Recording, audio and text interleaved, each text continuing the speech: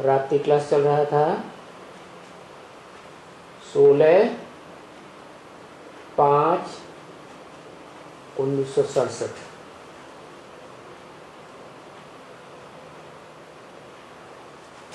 बात चल रही थी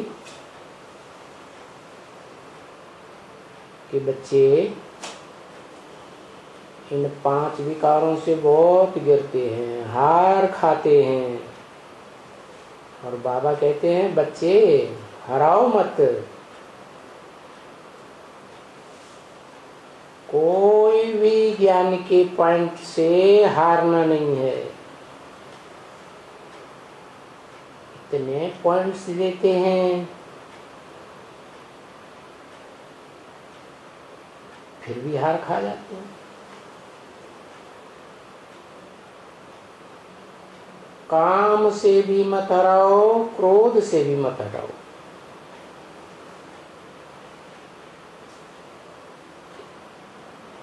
ये मुख्य भूत हैं, काम और क्रोध।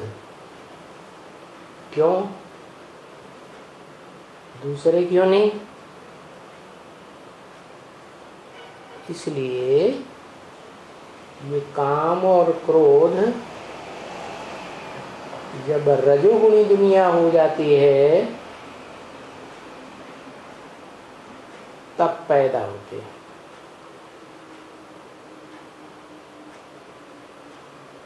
और बहुत पुराने भूत हैं, रजोगुणी द्वापर युगी दुनिया के। तो इन भूतों को अच्छी तरह से जीतना है। इन भूतों को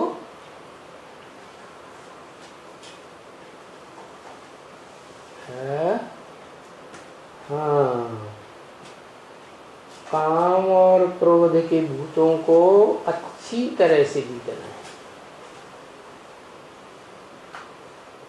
अच्छी तरह से का क्या मतलब हुआ है? ऐसे अच्छी तरह से पछाड़ना है कि फिर इनकी हिम्मत ही न हो बार करने की।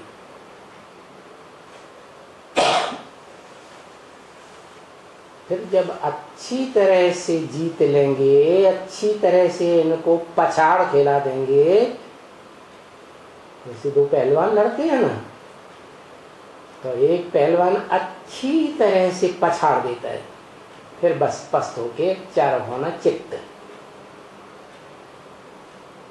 तो जब ऐसे ये चार होना चित्त हो जाएंगे तो ये काम और क्रोध रूपी विकार कन्वर्ट हो जाएंगे। क्या? ये बहुत सुख देंगे नई दुनिया में। तो देखो बड़ी भारी कमाई है, जबरदस्त कमाई है। और ये तुम्हारी कमाई कल्प कल्प की है।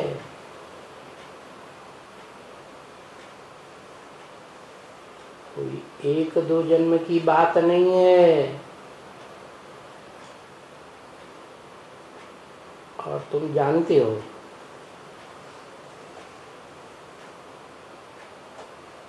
कि हम किसके पास आए हुए हैं? किसके पास आए हुए हैं?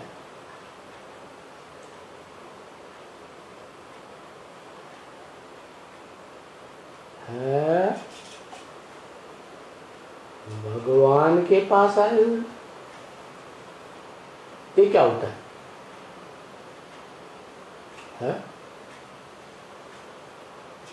ये भगवान क्या होता है?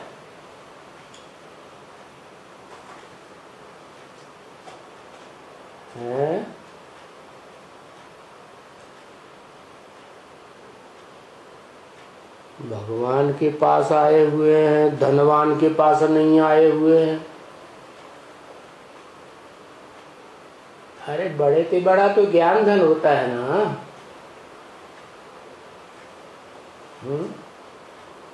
भगवान के पास आए हैं या बड़े के बड़े अखूट ज्ञान धनवान के पास आए हैं? किसके पास आए हुए हैं?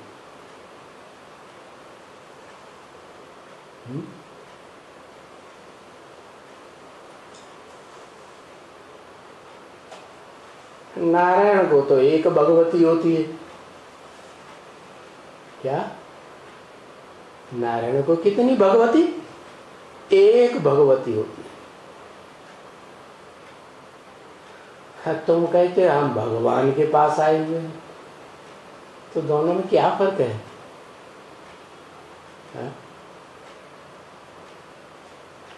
धनवान में क्या फर्क है, भगवान में क्या फर्क है? और जो नारायण भगवान कहा जाता है उसके पास भगवती होती है, 16 कला संपूर्ण कहा जाता है, उसमें क्या फर्क है? इन तीनों में फर्क बताओ।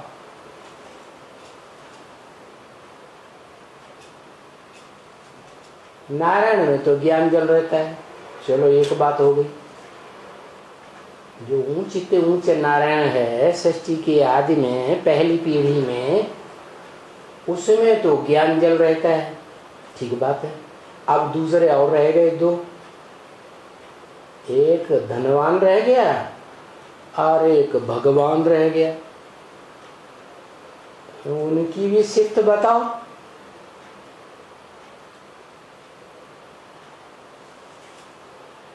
हाँ, तो धनवान होता है वो धन वाला होता है, ज्ञान धनवान होता है तो ज्ञान धन वाला होता है। अच्छा, और भगवान?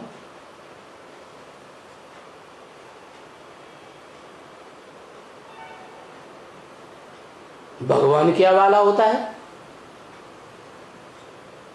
हाँ?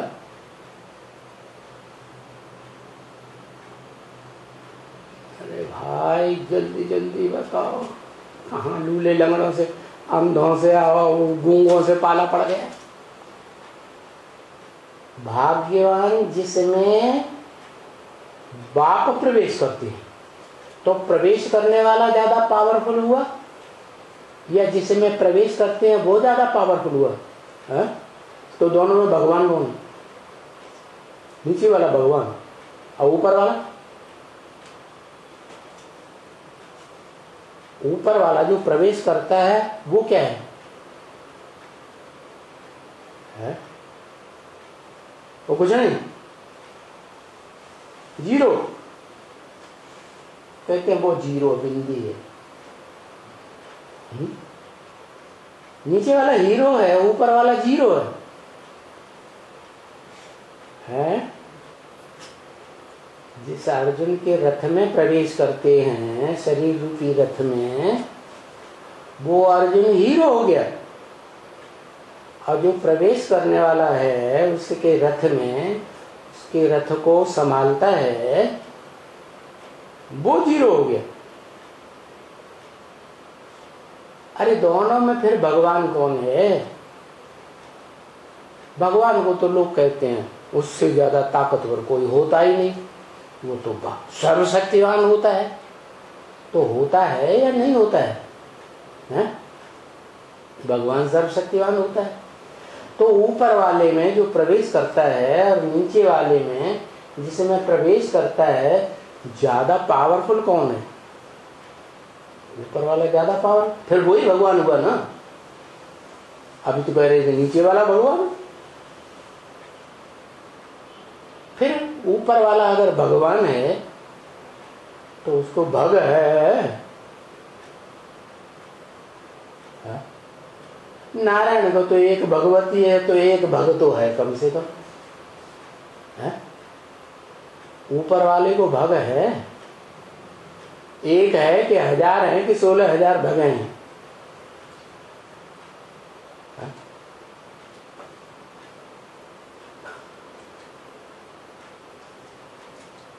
ऊपर वाले को 16,000 भगे हैं?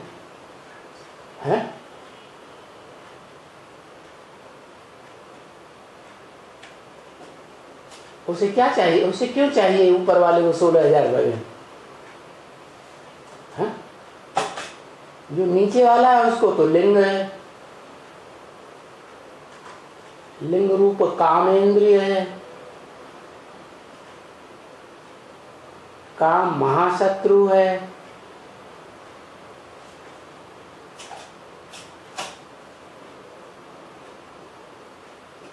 तो जिसको है उसको भग चाहिए। ऊपर वाला पावन बनाता है किसको? नीचे वाले को, सारी सृष्टि को।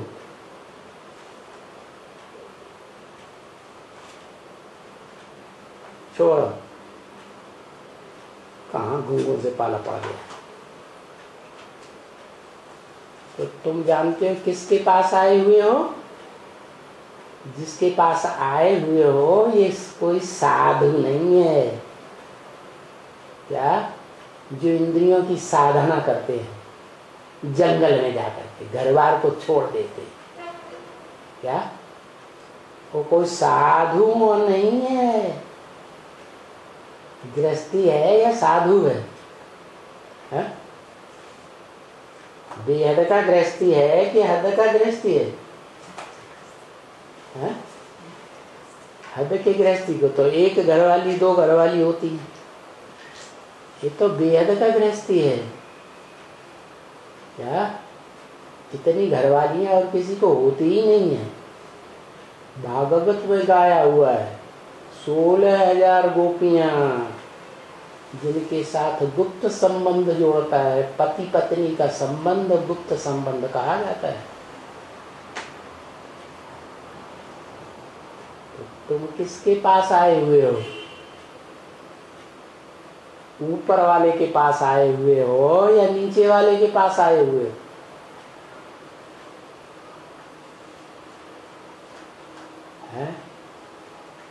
ऊपर वाला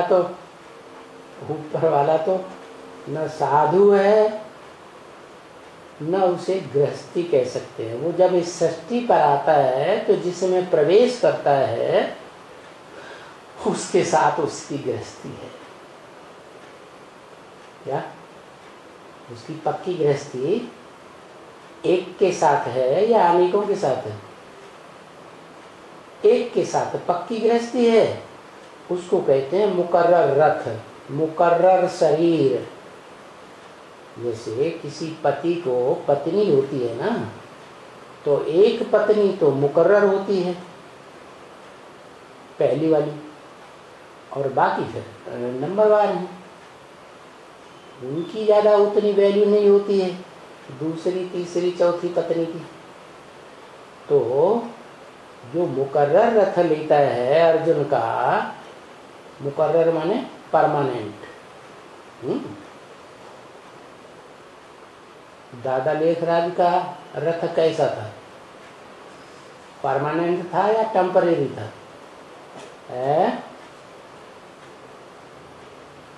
टेम्परेरी रथ था। जितने भी ब्रह्मा के मुख गाए जाते हैं वो पूरा शरीर न दिखा करके मुख दिखा देते हैं। तो पंचमुखी ब्रह्मा में से एक मुख ऐसा है जो मुकर्रर है, और बाकी चार टेम्परेरी है। तो तुम किसके पास आए हुए? कभी कहते ऊपर वाले के पास आए हुए हैं, कभी कहते नीचे वाले के पास आए हुए। मुकर्रर रथधारी के पास आए हुए हैं, माना अर्जुन के पास आए हुए, जो अर्जन करता है ऊपर वाले से। जो ऊपर वाला त्रिकालदर्शी है, अजन्मा है, अकर्ता है, अपोक्ता है, जिसका नाम आत्मा का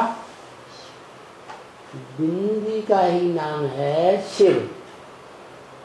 वो अकर्ता भोक्ता अजन्म, गर्भ से जन्म नहीं लेता, इसलिए वो त्रिकालदर्शी है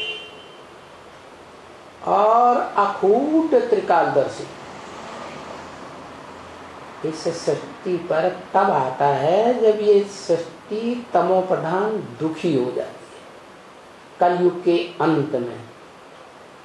तब आकर के अर्जुन के रथ में प्रवेश करता है। अर्जुन कौन? जिसमें प्रवेश करता है वो षष्ठी रूपी रंगमंच का हीरो पार्टधारी है। क्या?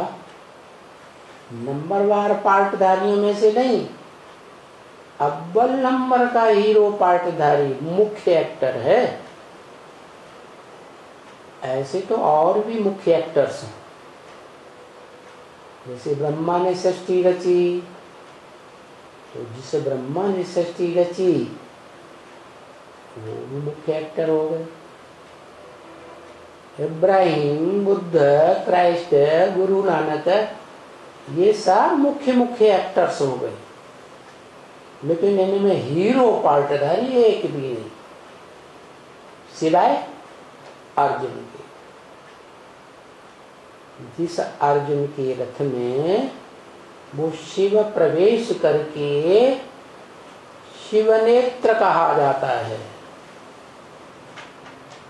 किसको होता है शिवनेत्र?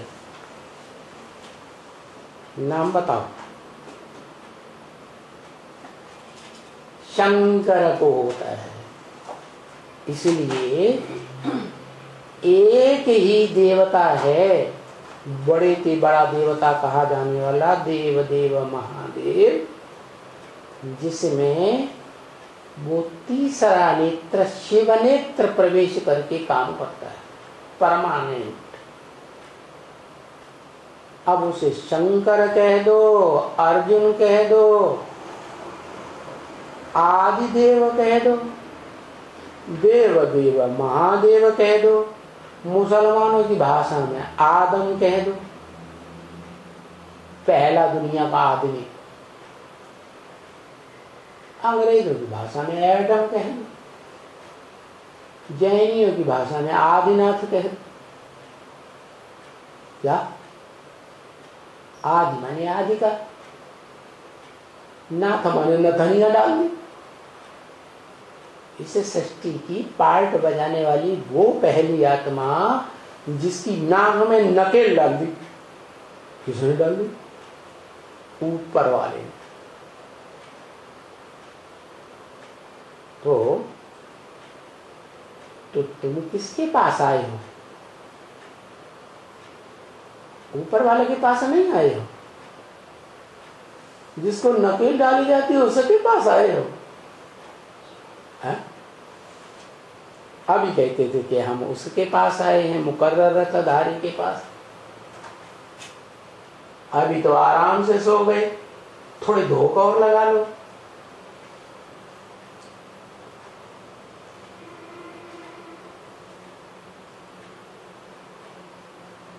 तो कहेंगे कि हम दोनों के पास आए। क्या? ऊपर वाला आत्मा है सिर्फ, उसको अपनी देह नहीं है। उसकी ज्योति बिंदु आत्मा का ही नाम शिव है। और इस सृष्टि में जब आता है कलयुग के अंत में, तो जिस समय प्रवेश करता है वो हीरो पार्टधारी अर्जुन या शंकर, वो शंकर ही है हीरो पार्टधारी। सारी सृष्टि रूपी रंगमंच पर सतयुग, त्रेता, द्वापर, कलयुग, चारों युगों में, चारों सीन में पार्ट बजाता है, लेकिन हीरो का पार्ट ही बजाता है। सतयुग की पहली पीढ़ी में 16 कला संपूर्ण जो हे कृष्ण नारायण वासुदेव कहे जाते हैं, उनको भी जन्म देता है। त्रेता में जो भी राज्य करने वाले राम हैं, पीढ़ी दर पीढ़ी 13 जन्मों में, उन सबको जन्म देने वाला पहली पीढ़ी का बाप वो ही राम, जिसे शंकर कहा जाता है। संगम द्वापर में वो व्यास जो वेदों की रचना रचता है, वेद व्यास कहा जाता है, वो व्यास जो उन वेदों की व्याख्या करता है, आरण्यक में, शतपथ ब्राह्मण आदि में, या उपनिषदों में, या पुराणों में से मुख्य पुराण जैसे है महाभारत युद्ध जो हुआ उसका ग्रंथ लिख दिया। महाभारत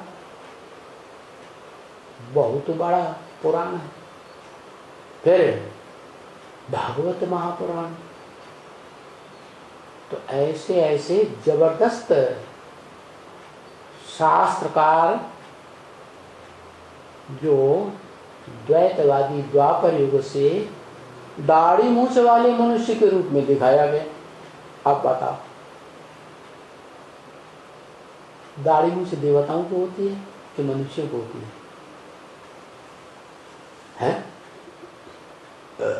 कहेंगे मनुष्यों को होती है। मनुष्य उन्हें कहा जाता है जिनका मन होता है, मनन चिंतन मंथन करते हैं। तो शास्त्रों से तो साबित ही हो जाता है कि सबसे ज्यादा मनन चिंतन मंथन तो किया, व्यास ने किया। तो द्वापर युग में भी, द्वैतवादी द्वापर युग में, जहां दो धर्म पिताएं आना शुरू हो जाते, दो धर्म पिताएं, दो राज्य, दो भाषाएं, दो मतें, दो कुल, 2 से 4, 4 से 8 बढ़ते ही जाते। उसे कहते हैं द्वैतवादी युग, जहां दैत्य पैदा होते हैं। दैत्य राक्षसों को कहा जाता है। पता है क्या राक्षसी कर्म करते हैं? जो सत्युग त्रेता में रामकृष्ण जैसे देवताएं थे, वो ज्ञानेंद्रियों से सुख भोगते हैं। ज्ञानेंद्रियों से सुख भोगते हुए संतान पैदा करते हैं, श्रेष्ठ इंद्रियों से संतान पैदा करते हैं, इसलिए श्रेष्ठाचारी कहे जाते हैं। जैसे ही द्वापर युग की सृष्टि शुरू होती है रजो प्रधान, वैसे ही आत्मलोक से, क्या, जहाँ आत्माओं का लोक है, सुप्रीम एबोर्ड, सोल वर्ल्ड, जिसे मुसलमान अर्श कहते हैं, खुदा अर्श में रहता है, तो वहां से वो आत्माएं द्वापर युग में आना शुरू होती है दैत्यों की। क्या? उनमें अव्वल नंबर दैत्य है इब्राहिम। कौन है? इब्राहिम धर्म पिता, जो इस्लाम धर्म स्थापन करता है। क्या? इस धर्म में लाभ लगा देता है, क्योंकि ढेर की ढेर आत्मा उसके पीछे पीछे उतरती है। बड़ी तेजी से जनसंख्या बढ़ती है। काहे से? कामेंद्रिय से। देवताएं जो भ्रष्ट इंद्रिय है उससे संतान पैदा नहीं करते थे, इसलिए श्रेष्ठाचारी कहे जाते हैं। आज भी देवताओं की, श्रेष्ठाचार्यों की यादगार में उनकी मूर्तियां बना करके उनकी पूजा करते हैं। क्या? पवित्र इंद्रियों से सृष्टि चलाने वालों की पूजा की जाएगी, या भ्रष्ट इंद्रियों भूमूत वाली से जो सृष्टि चलाते हैं उनकी पूजा की जाएगी? श्रेष्ठ वालों की ही पूजा की जाती है। पहले इस्लामी भी मूर्तियों की पूजा करते थे, देवताओं की मूर्तियों की। बाद में ये मोहम्मद आया, नंबर 2 का इस मुसलमानी धर्म पिता, इसने सब मूर्तियों को तोड़वा दिया। ये अंधश्रद्धा है, ये अंधविश्वास है, ये मूर्तियां थोड़ा ही भगवान है। पत्थर की मूर्तियां कोई भगवान होती? अरे मूर्तियां भगवान नहीं होती, उनमें भावना तो है उनकी कि ऐसे थे पहले कोई हो जाते हैं, तब तो उनकी मूर्तियां चौराहे पर शिवाजी की, महारानी लक्ष्मीबाई की, गांधी जी की, नेहरू जी की मूर्तियां खड़ी की जाती हैं। पहले कोई हुए ही नहीं है, तो तो उनके प्रति कोई भावना श्रद्धा कैसे अर्पित करेगा? ये श्रद्धा विश्वास भावना की बात मोहम्मद वाली आत्मा के दिमाग में नहीं बैठती। और वो सारी मूर्तियों को तोड़वा करके ढेर सारे इस्लामियों को मुसलमान बना देता है। इतना ही नहीं, उसके फॉलोअर्स भारत में आकर के आक्रमण करके यहाँ की सारी मूर्तियों को तोड़वा देते हैं। तो ये है द्वैतवादी द्वापर युग से इब्राहिम के द्वारा कौन सी इंद्रिय की मारामारी शुरू करना होता है? काम इंद्रिय। ये काम इंद्रिय की मारामारी से पहले पहले प्रभावित तो कौन हुआ? भारतवासी। क्योंकि ऊपर से आने वाली आत्मा तो सत्व प्रधान है। सत्व प्रधान आत्मा गर्भ से तो जन्म लेती नहीं। तो जो सत्युग त्रेता से जन्म लेते हुए देव आत्माएं आती हैं, उन देवात्माओं में ही धर्म पिताएं प्रवेश करती हैं। जितना ऊंचा धर्म पिता उतनी ऊंची देवात्मा में प्रवेश करता है।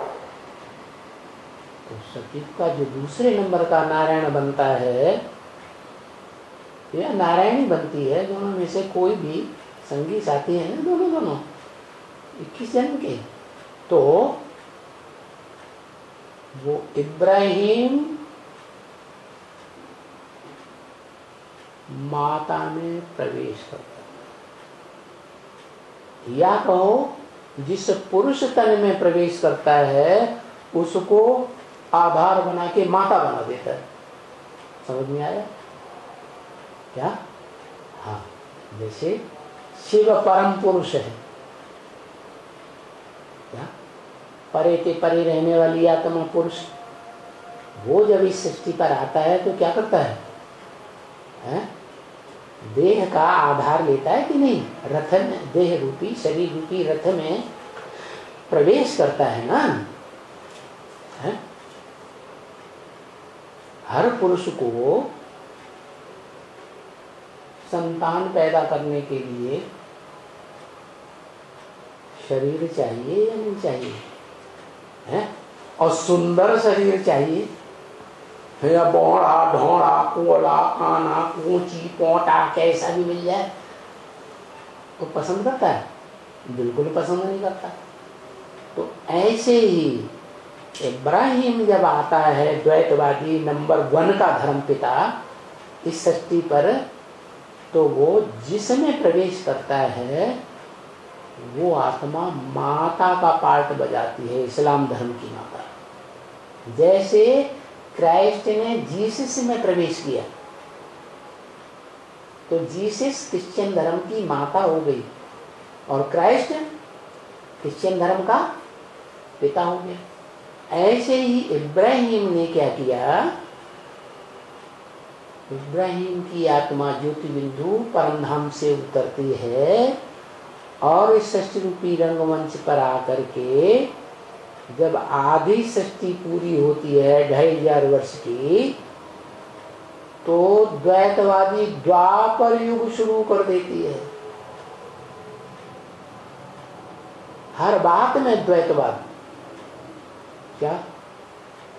पहले तो देवताएं एक ही धर्म पिता को मानते थे, हैं? सतयुग में जितने भी जन्म हुए सभी पीढ़ियों में आज की पीढ़ी का एक ही पिता, जिससे नारायण का जन्म होता है 16 कला संपूर्ण का। ऐसे ही त्रेता में राम, ऐसे ही द्वापर युग में ये इब्राहिम जिस तन में प्रवेश करता है वो है रावण। क्या? रुलाने वाला। और रावण होगा तो साथ में माया भी होगी, मंदोदरी भी होगी। मंदोदरी नाम क्यों पड़ा शास्त्र में? बुद्धि रूपी पेट बंद है, इतनी अकल नहीं थी उसको भगवान को पहचानने की। तो उसको कहेंगे माया। और जिस पुरुष में प्रवेश किया उसका नाम हुआ रावण। वो अगर इस्लाम धर्म में कन्वर्ट न हुआ होता, देव आत्मा थी ना पहले सत्य त्रेता में, वो आत्मा अगर इब्राहिम का आधार न बनी होती, उसके प्रभाव में न आई होती, तो उस दुनिया में रावण राज्य आता ही नहीं, राक्षसों का, दैत्यों का। क्या दैत्य कर्म किया, क्या राक्षसी कर्म किया? भ्रष्ट इंद्रियों से मारामारी का कर्म शुरू कर दिया। क्या स्त्री चाहिए या न चाहे, उसको जब आवेग आता है तो वो अपने को रोकता नहीं। ये काम विकार ऐसा है काम इंद्रिय का कि बुद्धि भ्रष्ट कर देता है। माया सवार हो जाती है अच्छी तरह से, तो उनको भ्रष्टाचारी कहा जाता है। भ्रष्ट इंद्रियों से आचरण करने वाले, चलो ठीक है, भ्रष्टाचारी दुनिया में सभी भ्रष्टाचारी होंगे। कामेंद्रियों से, भ्रष्ट इंद्रियों से ही संतान पैदा करने वाले, आचरण करने वाले होंगे। लेकिन एक और गड़बड़ है, वो इब्राहिम जिसमें प्रवेश करता है, उसकी जो पत्नी है ना, क्या पुरुष तन में प्रवेश करता है इब्राहिम, उसकी जो पत्नी होती है वो है मायाविनी। क्या? माया रूपिणी। से अपनी भारतीय परंपरा में माया को बेटी कहा जाता है। क्या? भगवान की बेटी है, लेकिन कैसी बेटी है? नियत खराब। बाप के ऊपर ही नियत खराब हो जाती, ऐसी माया बेटी। तो जिसकी बाप के ऊपर नियत खराब होगी और दूसरा कोई सुंदर सलोना मिलेगा, लंबा चौड़ा गोरा चिट्ठा अच्छे से अच्छा शरीर वाला मिलेगा, तो उसमें नहीं पैदा हो जाएगी, उसमें नहीं पैदा हो जाएगी, तो वो विचार पैदा करती है। तो जब से इस्लाम धर्म आया, उसने ये विचारी बात बुद्धि में डालना शुरू। सबसे पहले किसको डालती है? नहीं पता है? अरे पता होना चाहिए हम ब्राह्मणों को। हमको ब्राह्मणों को बाबा ने सब कुछ बता दिया। ब्रह्म वाक्य मुरली में बोला है, माया क्या करती है? प्रकृति से हाथ मिलाए लेती है। ये प्रकृति क्या है? जो प्रकृति है, प्रकृष्ट रूपेण कृति। कृति माने रचना, जो परम पुरुष की प्रकृष्ट रचना है, वो है प्रकृति। और प्रकृति भी दो प्रकार की बताई। क्या? कौन कौन से प्रकार की? एक परा प्रकृति, एक अपरा प्रकृति। परा प्रकृति का मतलब है आत्मिक स्टेज में रहने वाली। क्या? आत्मिक अविनाशी स्टेज में रहने वाली। और दूसरी है अपरा प्रकृति, थोड़ी नीची किस्म की है, वो भी आत्मा, लेकिन नीची किस्म की आत्मा, माना बुद्धिहीन। कैसी है? बुद्धिहीन। बुद्धिहीन मानी जैसे मंदोदरी को कहते हैं। मंद उदरी, कैसा उदर? बुद्धि रूपी पेट जिसका मंद है।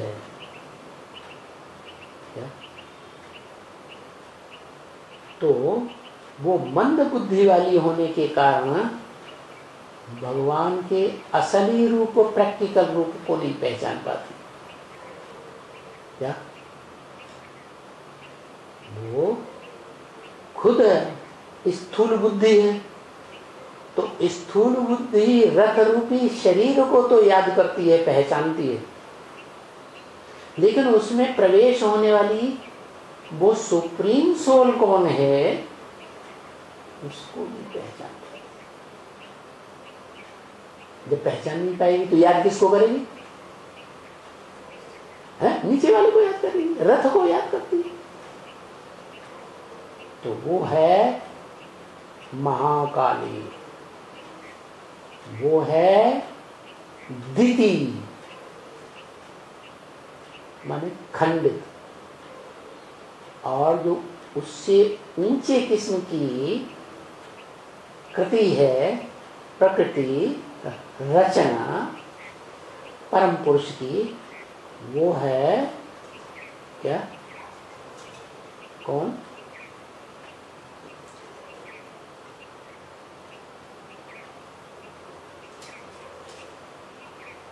अदिति।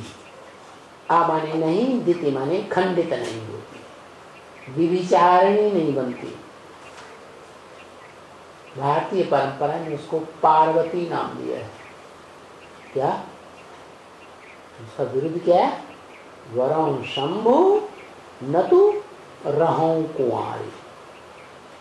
यहाँ तो शंकर जी का वर्ण करूंगी, जिस शंकर में वो परम पुरुष शिव भी प्रवेश करता है मुकर्रर रूप से। मुकर्रर रूप से वो और किसी में प्रवेश ही नहीं करता। तो मैं ऊंचे ऊंचे का ही जन्म जन्मांतर वर्ण करूंगी, कोई भी जन्म में अगर स्त्री चोला धारण करूंगी तो उसी का वर्ण करूंगी, अगर पुरुष चोला धारण करूंगी तो मैं सन्यासी हो जाऊंगी। क्या क्या हो जाऊंगी? सन्यासी हो जाऊंगी, पवित्र बन जाऊंगी। और वो सन्यासियों भी, राजाएं भी पूजा करते हैं। क्या तो जो हीरो पार्टधारी बड़ा राजा बनेगा, जहां कहीं भी बड़ा राजा बनेगा, मैं उसका गुरु बन के उसके पास बैठूं, या वो मेरे पास बैठेगा, मेरी उपासना करेगा, तो साथ ही रहेगा या दूर रहेगा? है साथ ही रहेगा। तो दोनों हाथों में लगते। तो वो है परा प्रकृति, पार्वती। उसको कहते हैं लक्ष्मी, महागौरी। क्या एक प्रकृति का दो रूप बताए गीता में। एक परा प्रकृति माने परे ते परे स्टेज में रहने वाली, आत्मिक स्टेज में रहने वाली, और दूसरी अपरा प्रकृति, वो नीचे किस्म की रचना है, वो है देह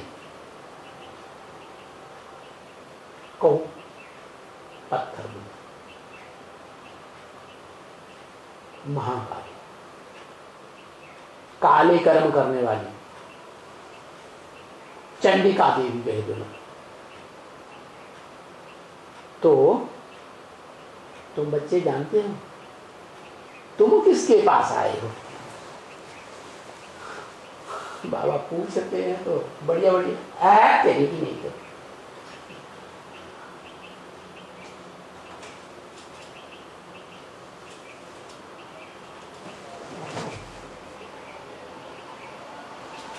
नींद तो आएगी। किसके पास आए हैं? ये क्या होता है? दो शब्द मिला दिए, एक शिव एक बाबा। बाबा तो ग्रैंड फादर को कहा जाता है, शिव तो ज्योति बिंदु का नाम है, उसकी आत्मा का ही नाम है शिव। शिव बाबा क्या हो गया? दोनों को क्यों मिला दिया है?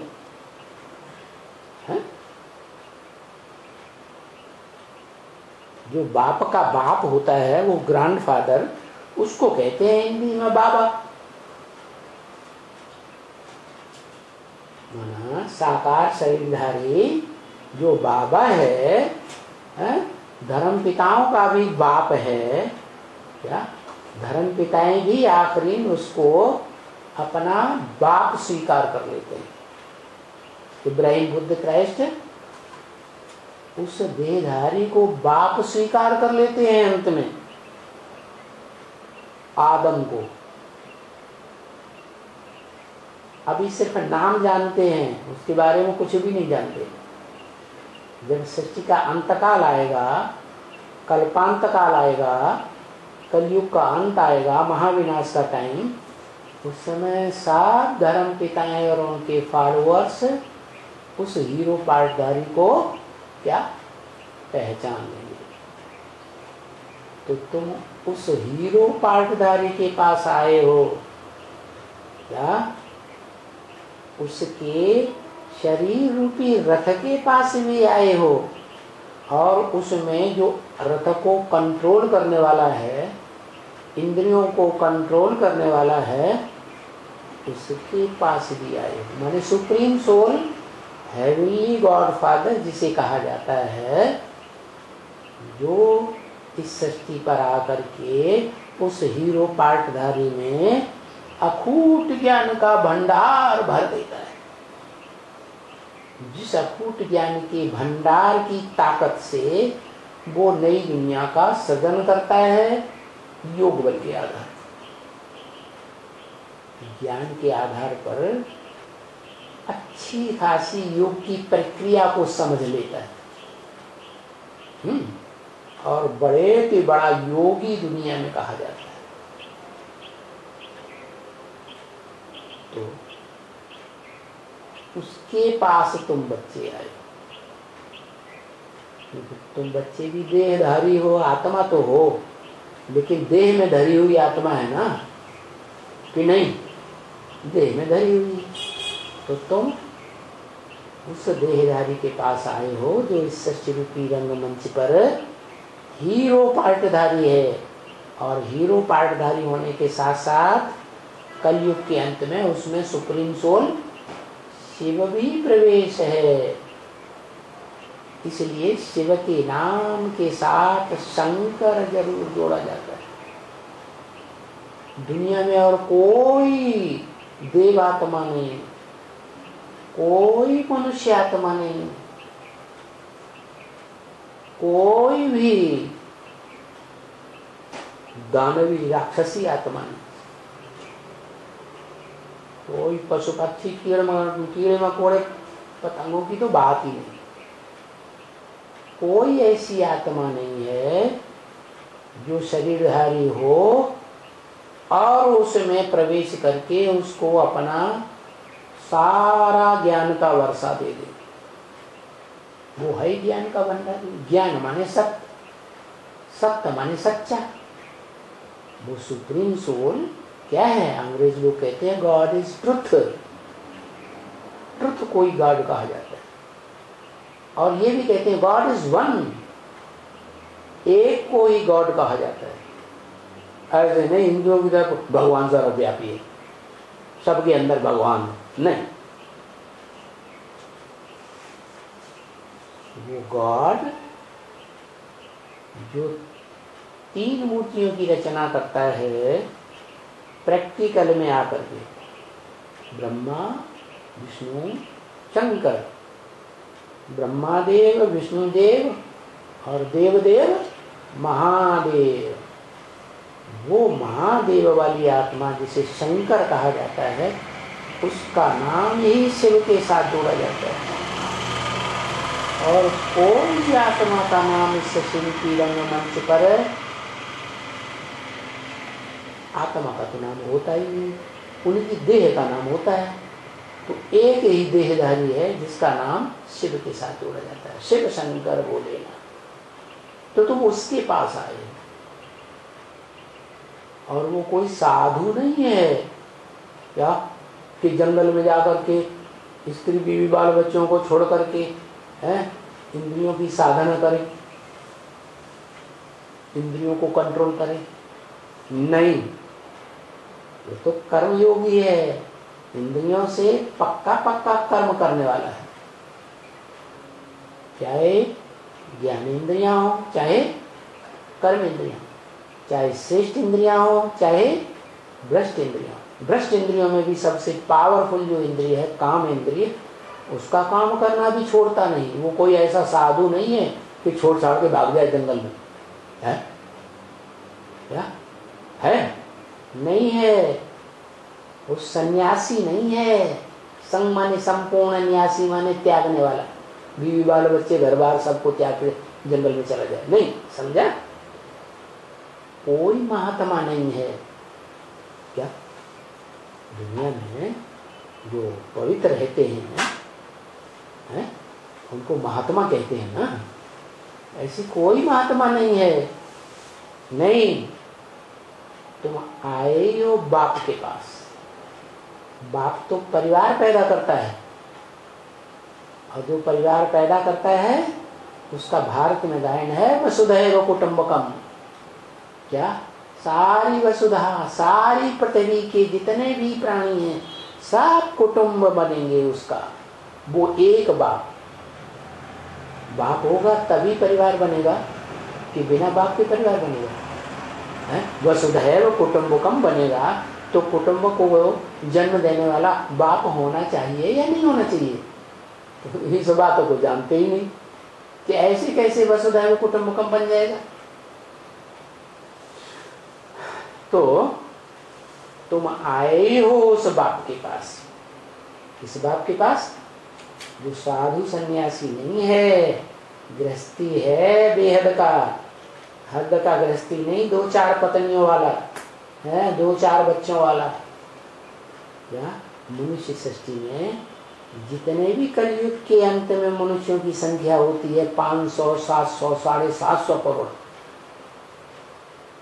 सबका बाप जिस तन में प्रवेश करता है वो सब मनुष्य मात्र का बाप बीज है, सारी मनुष्य सृष्टि का।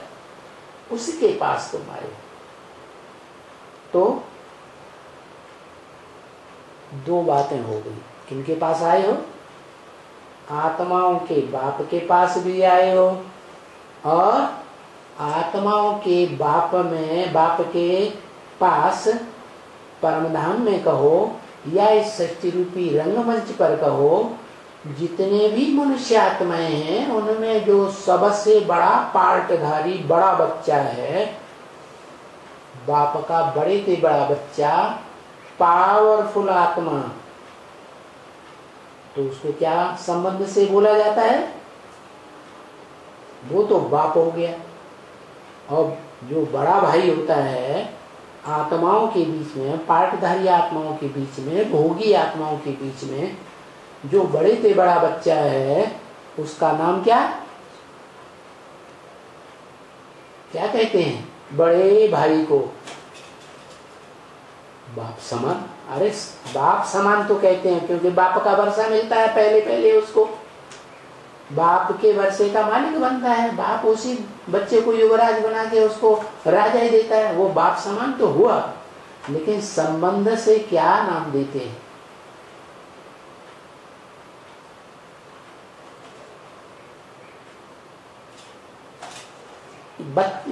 माता कहां से हो गई? शिव आत्मा है, आत्मा के बच्चे आत्मा होंगे कि माता हो गई? बंगलो पत्नी होगी, वो माता नहीं है। अरे शिव के बच्चे, शिव आत्मा है कि नहीं? बिंदु आत्मा है, उसके बच्चे क्या होंगे?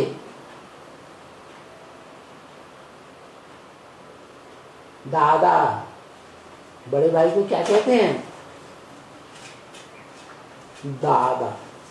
ये भगवान, जिंदगी हो गई, रात भर अंडे पकाए फिर भी कच्चे रह गए। बाप का जो बड़ा बच्चा है उसके साथ क्या संबंध बनता है भाइयों का? परिवार में जितने बच्चे होते हैं उनका संबंध क्या बनता है? दादा।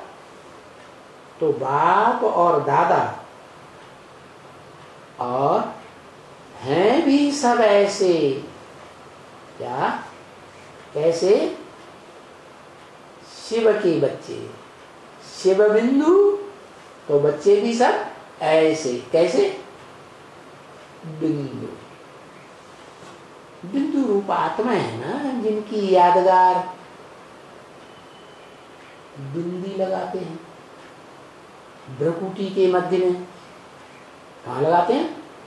नाक के ऊपर, ठोड़ी के ऊपर, गाल के ऊपर नहीं, भरी पूरी जो भ्रुकुटी है उसको कहते हैं भ्रुकुटी। गीता में भी कहा है जब मृत्यु होती है तो उस समय भ्रगोर मध्य प्राणम आवेक्ष्य सम्यक, भ्रुकुटी के मध्य में जो प्राण रूप आत्मा है उसको भली भांति स्थापित करके स्मृति में लाना चाहिए। लेकिन बेचारे वो जानते ही नहीं है शास्त्रकार, जिन्होंने लिखापट्टी की गीता की, उन्होंने की पहले वेद व्यास, उनको ये पता नहीं कि आत्मा ज्योति बिंदु है। लिखा है गीता में अणोणीयान समनुस्मरेत, उन्होंने समझा ये भगवान का रूप है। अरे जो मनुष्य शक्ति के बाप का रूप होगा, हेवनली गॉड फादर का रूप होगा, वो तो बच्चों का रूप होगा। है? हाथी मोटा ताजा होगा तो बच्चा मोटा ताजा नहीं होगा। सांप लंबा लंबा होगा तो बच्चा लंबा लंबा नहीं होगा। चींटी छोटी सी होगी बाप के रूप में तो उसका बच्चा भी चींटी जैसा छोटा ही होगा ना। ऐसे ही ये जो आत्मा है वो बाप का रूप बताया कि अणु अणियांसम, अणु से भी अनुरूप है। तो जैसा बाप वैसे बच्चे आत्मा रूपी बच्चे भी अनुरूप हैं। जितनी भी सोल हैं वो सब ज्योति बिंदु। अब भारत में माताएं ज्यादा भावना वाली होती हैं तो वो भावना बहुत होने की वजह से आज भी भ्रुकुटी में बिंदी लगाती है। पुरुष दुर्योधन दुशासनों का काम कर रहे हैं, सब पुरुष दुर्योधन दुशासन। ब्रह्म वाक्य है मुरली में, क्या कैसे दुर्योधन, ऐसे दुष्ट युद्ध करने वाले का नाम दुर्योधन दे दिया। शास्त्रों में जितने भी नाम है काम के आधार पर नाम। क्या दुष्ट युद्ध करते हैं?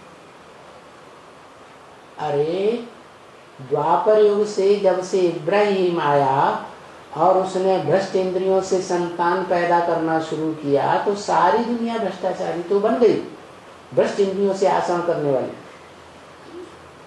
लेकिन दुर्योधन जो होते हैं दुष्ट युद्ध भी करते हैं।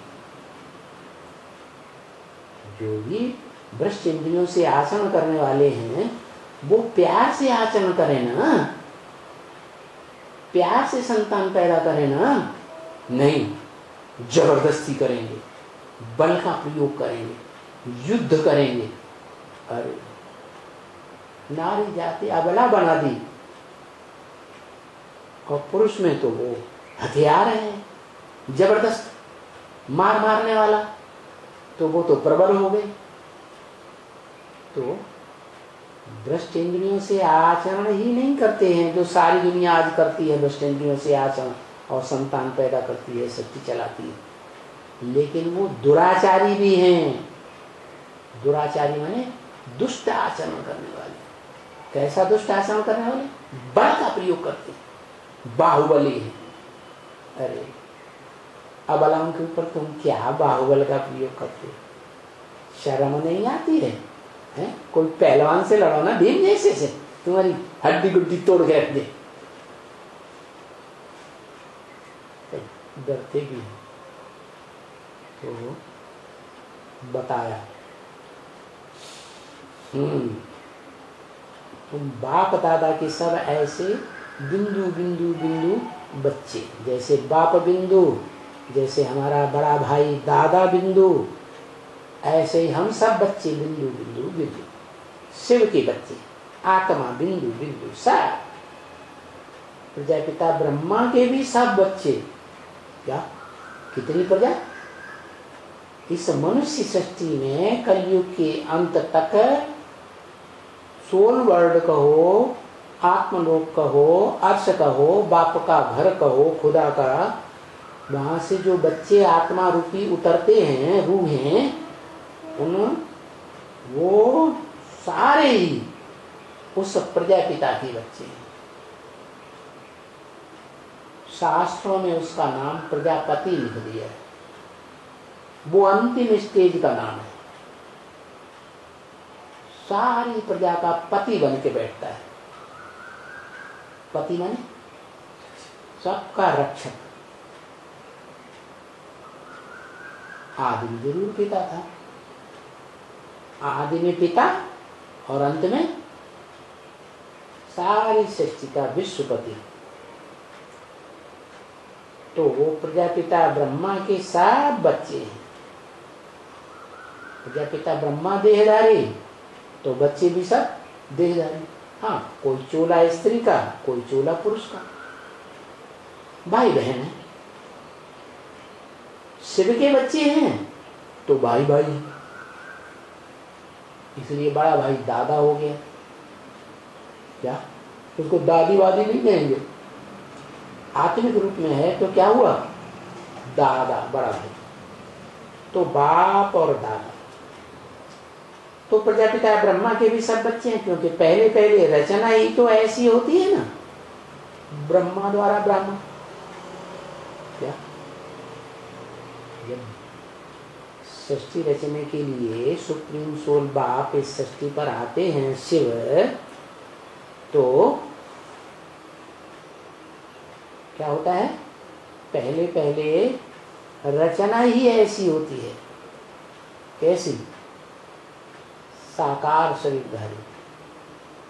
क्या शिव आते हैं निराकार, इस सृष्टि पर आते हैं, तो जिसको अपनी पत्नी बनाते हैं, पहली रचना बनाते हैं ना, तो उसको नाम देते हैं ब्रह्मा। तो ब्रह्मा द्वारा ब्रह्म। क्या? जैसे शिव के बच्चे फॉलोअर शैव, विष्णु के फॉलोअर वैष्णव, एक मात्रा बढ़ जाती है बच्चे के अर्थ में, फॉलोअर के अर्थ में।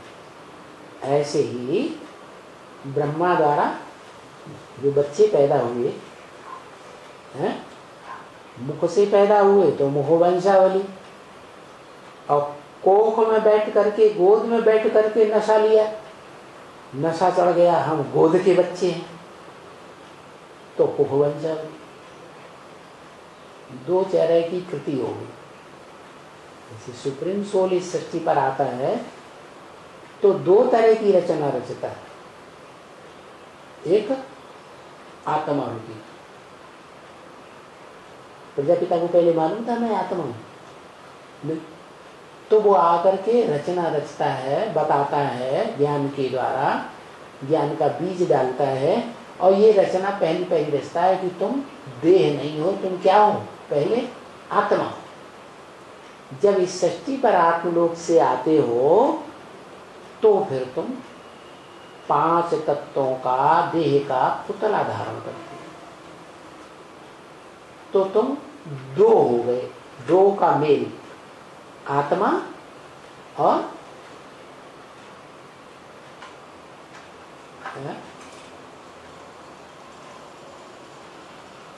हाँ आत्मा रूपी बच्चे। और इस सृष्टि पर तुम्हारा शरीर भी है, तो तुम हो गए मनुष्य रूप में मन चलाने वाले, चंचल मन वाले मनुष्य हो गए। ऐसे चंचल वाले मनुष्य मन वालों में मैं प्रवेश कर देता हूं, एक मुकर्रर रथ में मुकर्रर रूप से प्रवेश करता हूं। तो पहले पहले रचना होती है ऐसे, ऐसे ब्रह्मा द्वारा ब्रह्म, ये पहली रचना है सुप्रीम सोल बाप की। जिसमें प्रवेश करते हैं उसका नाम क्या देते हैं? ब्रह्मा। तो जिसमें पहले पहले प्रवेश किया वो परे परे ब्रह्मा हो गया, परम ब्रह्मा कहते हैं ना। गुरुर् ब्रह्मा गुरुर्विष्णु गुरुर्देवो महेश्वर, गुरु साक्षात परम ब्रह्म तस्मै श्री गुरु। जैसे दादा लेखराज में प्रवेश किया ना टेम्परेरी रथ में, तो नाम दिया, क्या नाम दिया? ब्रह्मा। ऐसे ही रुद्र ज्ञान यज्ञ के आदि में ओम मंडली में भी जब पहले पहले जिस तन में प्रवेश किया और दादा लेखराज के साक्षात्कारों का क्लैरिफिकेशन दिया तो उसका नाम भी क्या रखा है? परम ब्रह्म। ओम।